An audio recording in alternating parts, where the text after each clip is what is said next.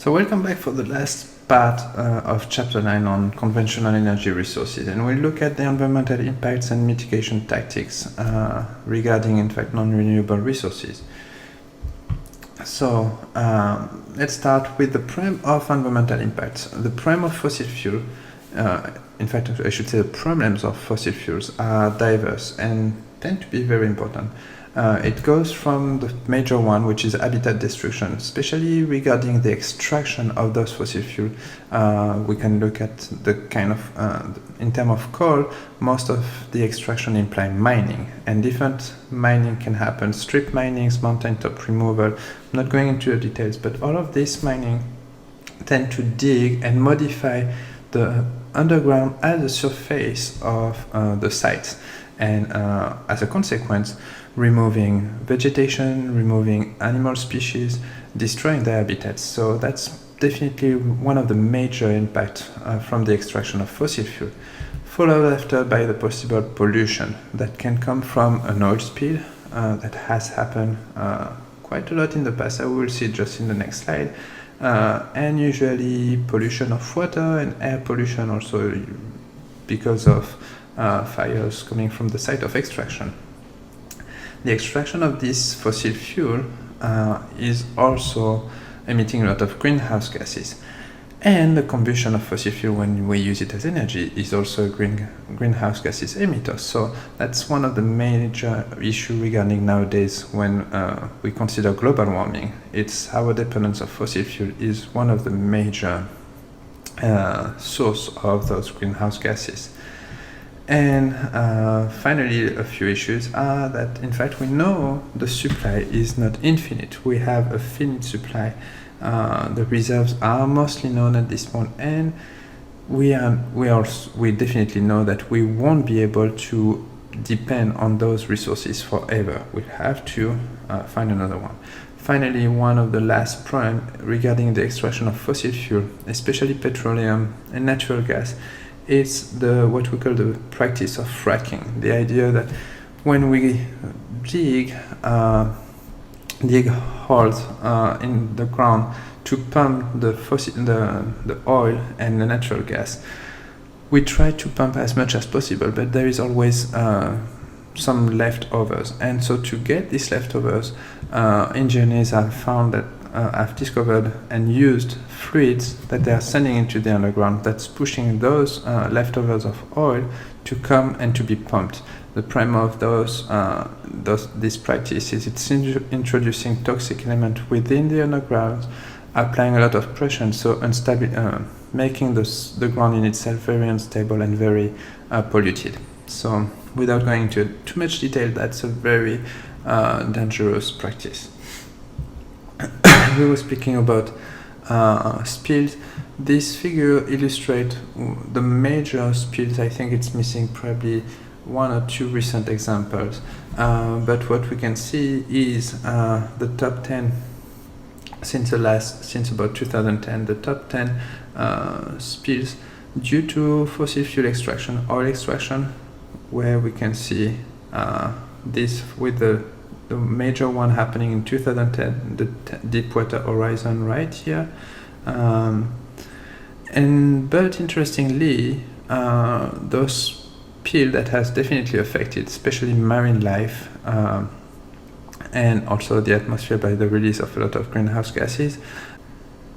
But what we can see is that those spills happening at extraction sites are led at what happened with the first Gulf War, when a lot of fossil fuel, a lot of oil has been lost. Major reservoir was lost because of international wars and conflicts. Regarding nuclear energy, we can cite three major incidents that have definitely kind of shut down the hope of using nuclear energy in the future. The first one happened in the US. It's a minor one. It's called a 3 Mile Island, happening in this island, where a slight meltdown occurred in a reactor, and so release of some radioactive elements happened, and so contaminated the surrounding. The worst and major accident happened in 1986 in Chernobyl in Russia, right here, where in fact there was a total explosion of the reactor with which burned for about 10 days, releasing tons and tons of radioactive elements in the atmosphere and contaminating in fact all Asia and Western Europe with radioactive elements. And one of the last one in 2011 in Fukushima in Japan, due to the merging of two events, a tsunami that happened and damaged the nuclear power plants, and mismanagement from the technician at this point, causing a meltdown and the release of also radioactive elements. Because of those events, as I mentioned, nuclear energy is less and less seen as a potential energy resource. We can see that over the last almost 20 years, the capacity, the power, the electricity, the energy being created from nuclear reaction has slightly increased, but not that much. Especially if we look at the last decade, we tend to have stayed in about the same order of production. In fact, if we look at the number of reactors that have been created over the last 50 years, more or less, since we have started using nuclear power plants, what we can see is over the last 50 years an increase of the power plants up to, you have to make a calculation, 30 years from now, which is in fact around 86. At this point, what we can see is a decrease in the construction of nuclear power plants in the world. That has been a constant decrease and reduced to very minimum amount of reactors being created in the world. That is, in fact, during the year 86, which has been the accident of Chernobyl that has impacted, in fact, the worldwide community about the risk of nuclear energy. And so, less and less reactors tend to be created, and in the plants, the country who has the willing to create more reactors for energy production is China for its population, followed by Russia. But as we can see, other countries, especially for example if we think about the US or France, tend to be in the middle to the bottom part of the table. So that's it, in fact, regarding the main environmental impacts. Quickly, let's talk about the society and kind of the future for fossil fuel. We know for this non-renewable energy, especially for fossil fuel, that there would be what we call a peak oil. That means that we have a maximum amount of extraction, a maximum amount of production. The way it works is usually the first step is we start with first discoveries of reserve, and more suddenly of those discoveries are made. So you have an increase of those discoveries. Usually this discovery reach a peak. At the time of the peak, usually the production of those extraction and production of those energy resources has happened. And so once it's reaching a peak of discovery, that means that after that you have a decline of discovery, meaning that less and less reserves are found. And then we have kind of about a 30 to 40 years time lag between the maximum of discovery and the maximum of production. That's usually about 30 to 40 years. And after that, you expect the production to also go down parallelly to what happened to discoveries. Up to now, we are not sure if we already passed the peak oil regarding fossil fuel, regarding petroleum. And a lot of studies are trying to estimate that time when it should happen. And from a few studies presented here, it seems that within the next 10 years or so, we should be reaching the peak oil, which means that in fact, little by little, we can expect to pay more and more expensively our gas for a car, for example. So that's one issue regarding fossil fuel. It's more the economy side. Quickly, I wanted to make a quick explanation on how we produce energy from those conventional sources. It's just based, as I mentioned in the previous video, based on combustion. Either coal or fossil or oil or natural gas is used in fact to warm up to heat a boiler, and the water is warm up to evaporation. The steam will be used to make turning a turbine that will provide energy for an electric generator to work on and to produce the electricity. And on the downside, you have a huge amount of heat that need to be cooled down through a condenser, and so you're just passing using a system, a closed circuit of cold water running through the condenser to take this hot water and to cool it down through a cooling tower. That usually we see with a smoke tank, like a lot of smoke coming from outside. Nuclear power plants work the same way. You use the fission reaction to provide a heat that will warm up your water, creating a steam that will go through a turbine, generate electricity, and you have to cool down also this reactor, otherwise it will explode.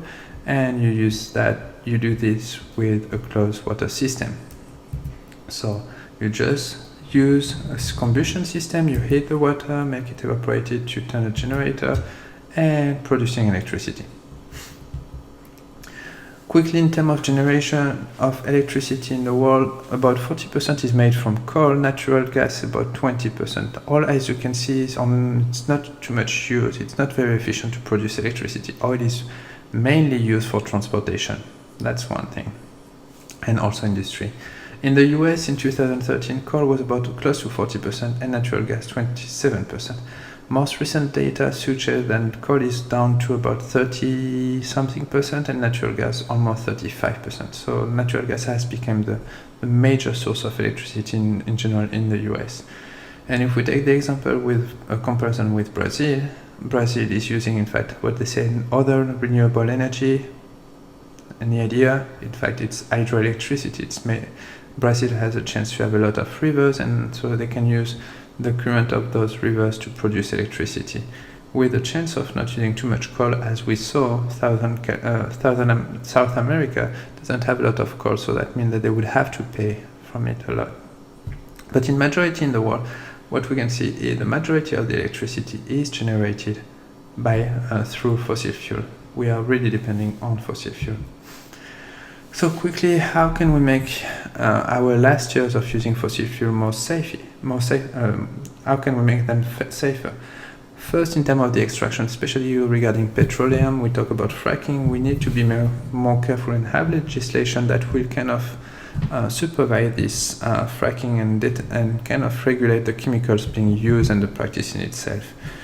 Making sure that we avoid contamination by using barriers, for example, and definitely having like a more a supervised approach at this point. Also, in terms of the extraction, some countries decided to develop what we call oil-free zones.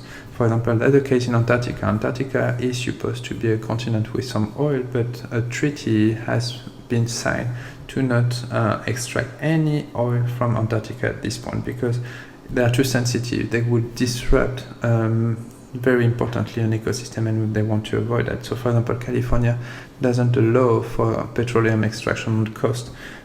Same with Norway protecting its island, for example, or also some places in Alaska. So that's some regulation that are already on the move at this point. There is some restoration happening on the extraction site, especially the mining one. A lot of all mining extraction sites that are not used anymore tend to be restored to a natural ecosystem. But in general, what we see is, because it's restoration, you never go back to the same ecosystem exactly. You can see from this graph that the landscape, the way they measure the landscape is not included here, but they don't reach exactly the same landscape as it was in general before. And in fact, when it's regarding extraction of mining in the mountains, usually what happens is those mountains have been blown out and they totally flatten. And of course, when they try to restore the biodiversity, it's totally different from what it was before when there was a mountain. So site restoration of extraction site happen, but they are not, unfortunately, letting the chance of those species to come back. Finally, one last thing also, we talk about how to improve fossil fuel. Some work is done also on nuclear energy. For those countries who want to keep using nuclear energy, at this point Japan, Germany, even France trying to see if they can get rid of nuclear energy production because of the high risk of potential explosion. For example, Germany decided to phase out over the next decades to not produce any more nuclear energy. Unfortunately, a way for this to compensate is that they will be using coal energy production, so not a bad thing. But the main idea, now, without going into any details, is in fact to make, from what we can see from this graph, the nuclear reactors and power plants safer and more simple. Making them more simple will allow engineers to have a greater overview of what's going on and making sure they can maintain it, they can supervise it, and also the cost will be reduced for those nuclear power plants. So last slide is in fact a transition to our the lecture we'll do in class next time. It's in fact turning into one of the main solutions regarding conventional energy or non-renewable energy is in fact to look at renewable energy.